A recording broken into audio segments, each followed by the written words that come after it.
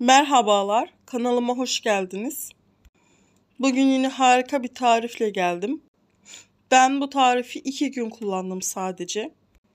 2 gün sabah, akşam olmak üzere birer tatlı kaşığı çocuklarıma içirdim ve 3. günü öksürükleri azaldı, 4. günü tamamen geçti diyebilirim.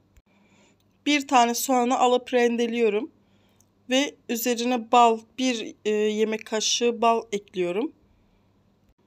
Bunu iyice karıştırıyorum. Ondan sonra dinlenmeye bırakıyorum. Ben öğleden akşama kadar beklettim ama 2 saat bile yeterli oluyor. Soğan da, bal da doğal antibiyotik zaten. Bu da boğazdaki oluşan enfeksiyonu zaman içinde öldürüyor. 2 gün kullandım dediğim gibi. Siz 3-4 günde kullanabilirsiniz eğer öksürüğün durumuna bağlı. Bu şekilde gördüğünüz gibi suyu çıkıyor ve sulanmış bir hale geliyor. Soğanın suyuyla bal karışıyor. Bunu süzgeçten geçirip bir cam kavanoza aldım. 2 gün boyunca kullandım. Doğal antibiyotik, şifa deposu. Hemen 2 gün içinde de etki ediyor. Çok faydalı. Sizler de gönül rahatlığıyla deneyebilirsiniz bu tarifi. Tadı kötü değil ama soğanı fazla bekletirseniz kokusu çıkıyor.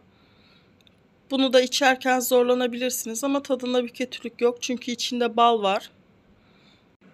1 yaşının altındaki bebeğinize veremezsiniz içinde bal olduğu için. Ama 1 yaşının üstündeki çocuklarınıza gönül rahatlığıyla verebilirsiniz. Ben kanalımda hep bu tarz şeyler paylaşıyorum. Sizlerin de işine yarayabileceğini düşünüyorum. Kanalıma destek olursanız çok mutlu olurum. Sormak istediğiniz sorularınız olursa da aşağıda yorumlar kısmına eklemeyi unutmayın.